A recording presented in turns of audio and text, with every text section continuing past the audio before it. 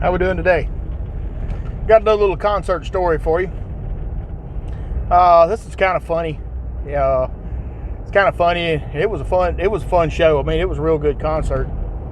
We're going back to February the 7th, 1992. So, if that rings a bell for any of y'all, it was Skid Row at the Auditorium North Hall. And correct me if I'm wrong, I believe Auditorium North Hall was around there, kind of in the same building as the Cook Convention Center.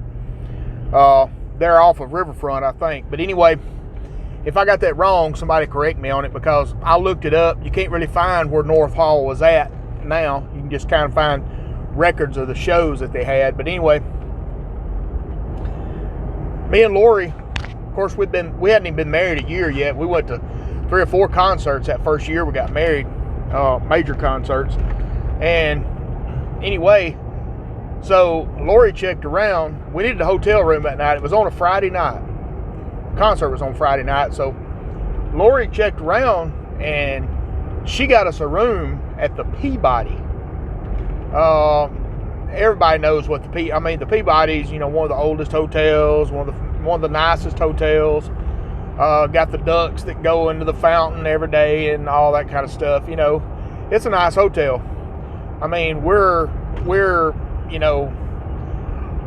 vinyl suitcase people staying in a hard shell suitcase place. You know what I'm saying? Anyway, she found a deal where we got it to stay there for half price. It was still $100. Now, this was in 92. $100 for a room in 92 was still pretty high for us. And it was initially $200. And after staying there, it's kind of cool, but worth the money? The room wasn't that nice. I mean, it was just a hotel room. Anyway, I'm not on here to give a review of a hotel room, but that's part of it.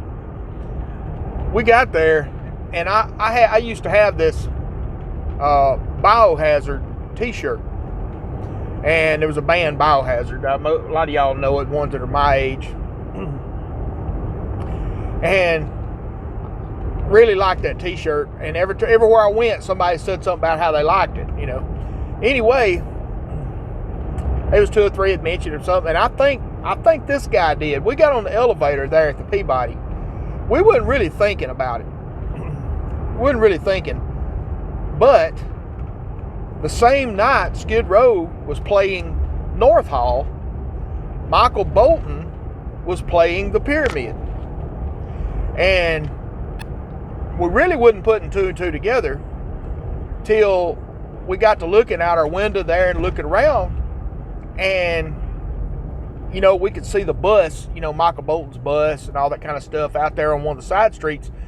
I mean, we're talking about like 2 blocks over from Bill Street.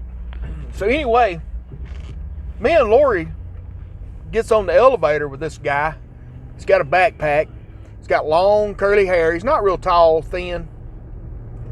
And, we just said, hey, how you doing? And I think he said something about, hey, cool t-shirt or something. I said, hey, appreciate it, And anyway, he gets off the elevator. We said, we were just cordial and said hi. And he said, hey, he was nice. He gets off the elevator, and I looked at Lori, and I got to thinking about it. I was like, Lori, that was Kenny G. And all y'all know who Kenny G is. You can admit it. We know you know who Kenny G is. Anyway, he was on tour with Michael Bolton. He was playing his clarinet or whatever for Michael Bolton. And he was on tour with him.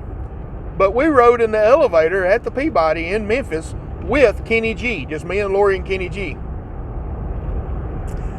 So wish we'd have got his autograph. It had just dawned on us, but it really didn't dawn on us till he was getting out of the elevator who he was. But that was a pretty cool deal. So anyway, we go to North Hall that night, go to the concert, and I hadn't mentioned who was opening for him. And those of y'all that might have been there, it was Soundgarden. And Soundgarden was early on in their career at this time, but they were big. they were big, but they weren't headliner big. And truthfully, I don't know that I guess they ended up doing some headliner gigs, I guess. But anyway, because we saw them open for Guns N' Roses along that same time as well at the Pyramid. But anyway, Soundgarden opened for them. I mean, they sounded good. I'm going to be honest with you. I just wasn't a big Soundgarden fan. Chris Cornell, he is in my top. He's close to my top 5. I'm not saying he's in my top 5, but he is close to my top. He's in the top 10 of my favorite male vocalists. So because he's that good. I liked his voice. But with Soundgarden, most of y'all probably know, it was a lot more screaming with Soundgarden than it was just normal vocal. But now I will have to tell you something. Boy, when the band Audioslave, he put that together with Tom Morello and the guys from Rage Against the Machine. My gosh, man, those albums. Look, if you don't have those CDs, any of the Audioslave CDs, if you don't have those CDs, you're missing out, because those are really good, really good. Even if you don't like Left Wing Morello, the riffs that he does on those CDs is really good. But anyway, Skid Row comes out, and man, back up. One of the things that really bugged me about Soundgarden, and this is just a picky thing, but it really, really bugs me. I despise the musicians on the stage spitting on the crowd. I despise that. I do not like that. That is demeaning, and they should not do that. And their idiot bass player was doing it all the time. Don't spit on the freaking crowd.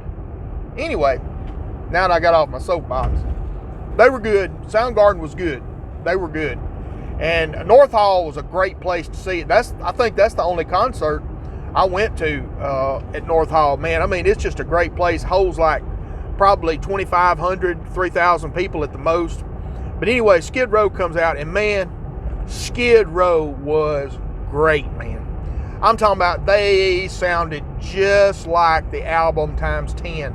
I mean, look, Sebastian Bach, some people may think he's got but look, I know he's got attitude, but I'm going to tell you something. This dude, I'm talking about all the high notes from the album, all the high notes. He sounded just like the album. I'm talking about he was great, man. I mean, this dude could sing.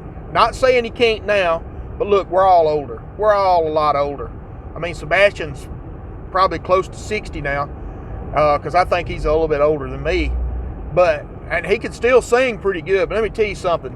Back in the day, I'm telling you what, man, he was good live, man. I mean, he could really sing. The band sounded great. No dits on the band at all, man. I mean, they really sounded good. I really liked the concert. It was a really good concert. So me and Lori go back from the concert, go back to the Peabody. Of course, we sleep, we get up the next morning, and we go down to the, now you got to remember, some of y'all may remember, I don't know if some of y'all may remember, I used to have real long blonde hair. My hair was down almost to my waist. I had long blonde hair, and I did at that time. And anyway, so me and Lori walks up to the front desk, and we walk up there, and the girl looks at me, and she said, "Are you with the Bolton crew?" And I was sitting there, I was going, this little devil on my shoulder was going, tell him yeah, you're gonna get out of here for free. Nah, it wasn't gonna happen. Anyway, I said, no, we're not with the Bolton crew.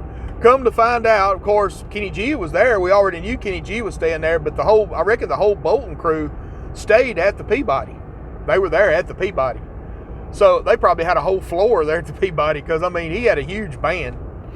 And I don't know who was opening for him. I don't know if it was, Kenny G opened for him and then done that or whatever. But anyway, I didn't go. Anyway, so me and Lori was mistaken for the Bolton crew, So me and her, we eased on out in our little, Mercury Topaz. And, we had to go get, I don't know if you park in the, they have valet parking, that you can get and everything, we have to get our little car, There's nothing funnier than having a valet go get your Mercury Topaz out of the parking lot while you tote your vinyl Finger Hut suitcase out, So anyway, that was our story about the Skid Row concert. It was a pretty good show. There's a lot of times I think back, we had a lot of great times. We have good times now, but we had a lot of great times then too. We try to judge on our time period, on things that we were doing and everything, but we had good times. We had a lot of good times, and we can't deny that. We did. We had a lot of good times. This has been another segment from the Steering Wheel Commentator. Don't forget to like, share, and subscribe. And don't forget, hit that little bell.